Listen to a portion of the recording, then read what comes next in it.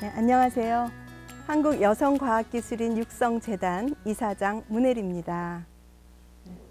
예, 오픈 AI 안녕하세요. 반갑습니다. 이사장님, 좋은 강연 부탁드립니다. 네. 과거에는 지리적인 위치나 또는 군사력에 의해서 국가 간의 우위가 결정되는 지정학 시대였습니다. 근데 이제 지금은 과학기술이 국가 경쟁력을 좌우하는 이른바 기정학 시대 또는 과학기술 패권 시대로 들어갔습니다. 혹시 오픈 AI는 과학기술의 중요성에 대해서 어떻게 생각하나요?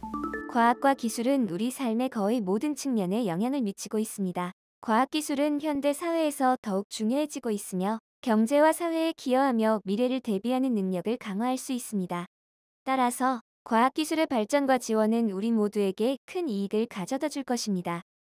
아주 일목요연하게 과학기술의 중요성을 잘 설명을 해줬습니다.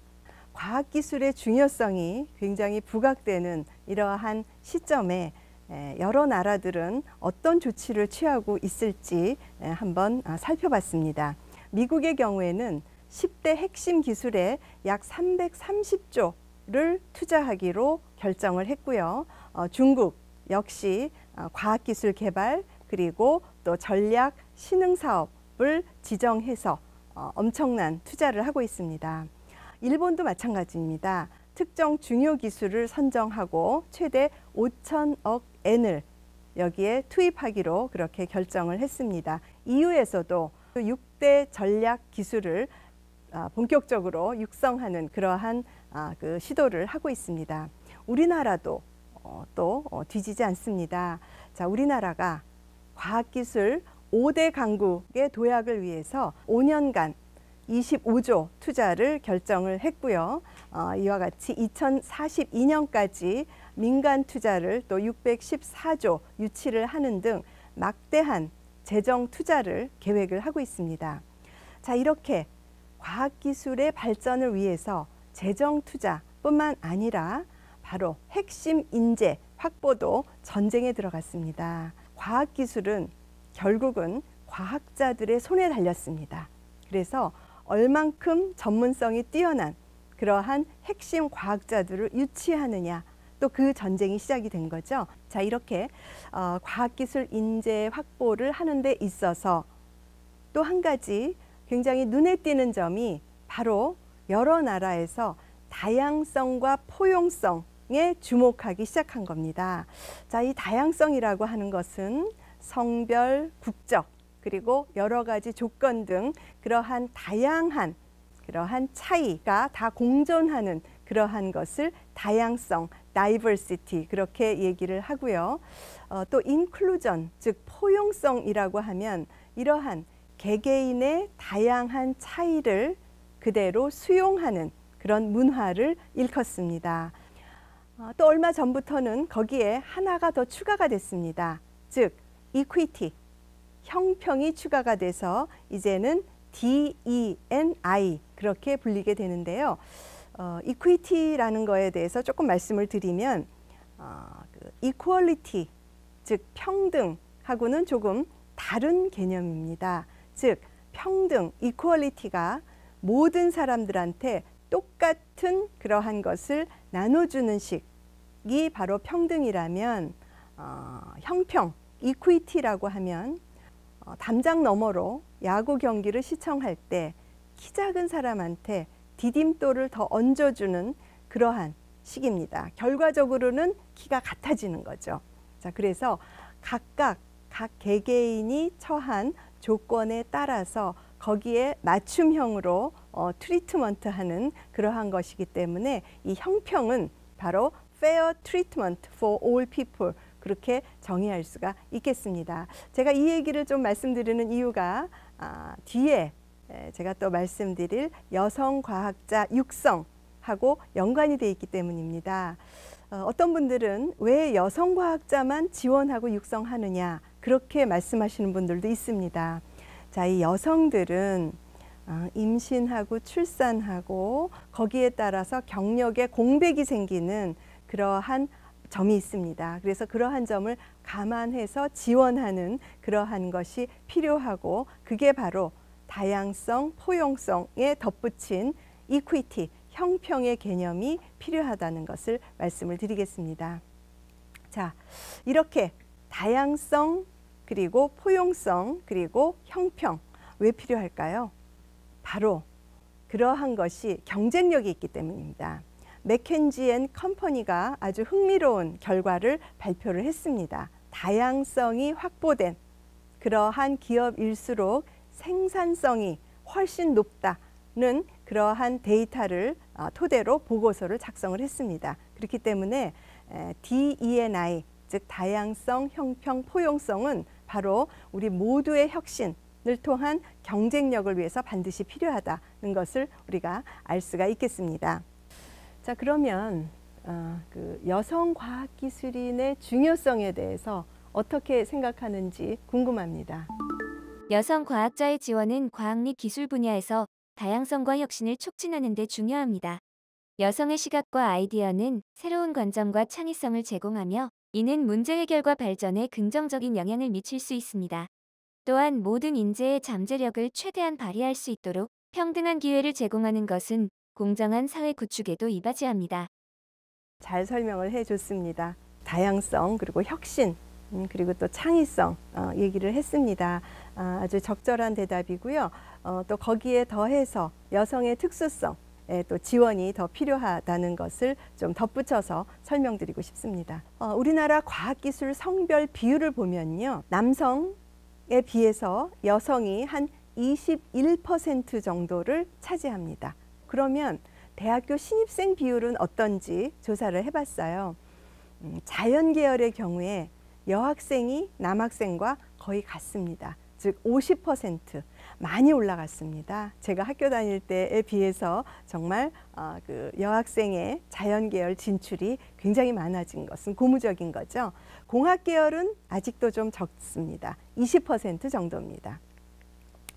자, 그런데 문제는 이렇게 초등학교, 중학교, 고등학교, 대학교, 대학원에서 과학기술에 있어서 아주 핵심적인 그러한 전문성을 갖춘 여성 인력들이 취업이 잘 안 됩니다.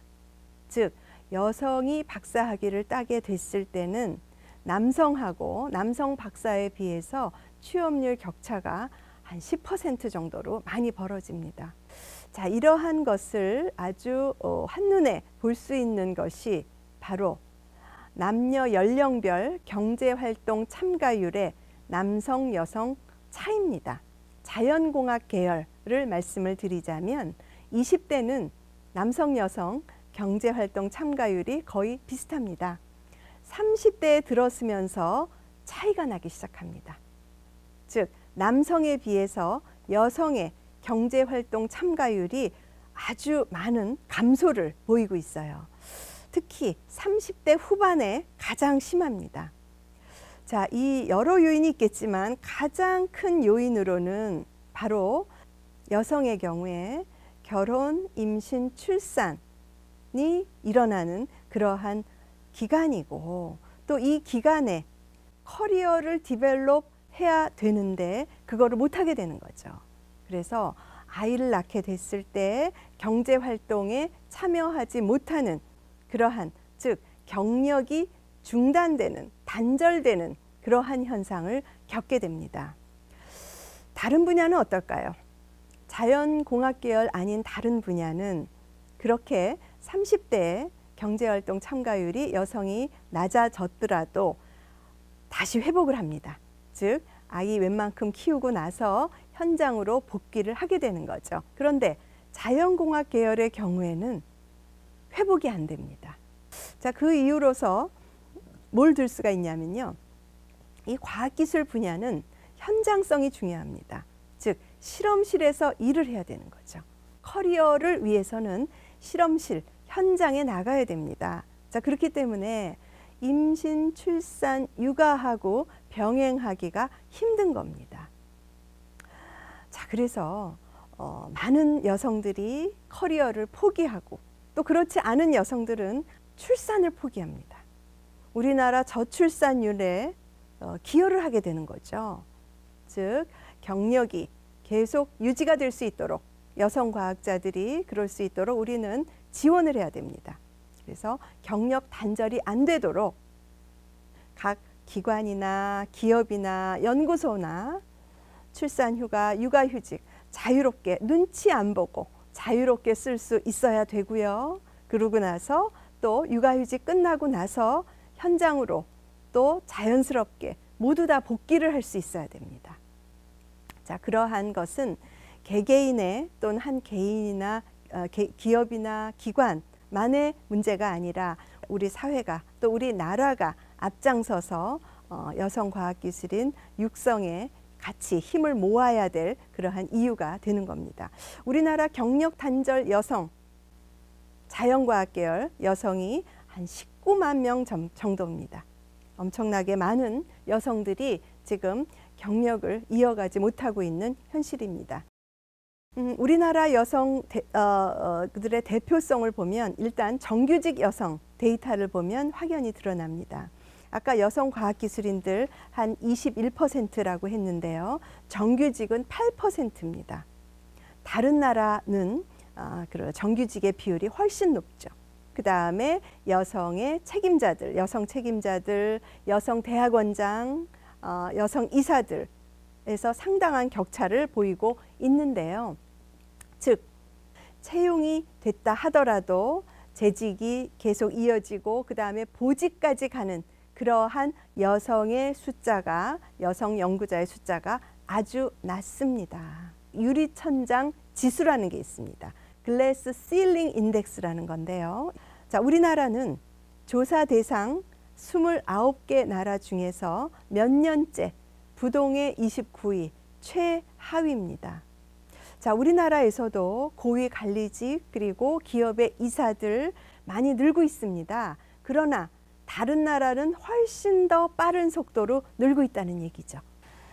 자, 여성 과학기술인 양성의 중요성을 아주 단적으로 나타내는 그러한 보고서들이 있습니다.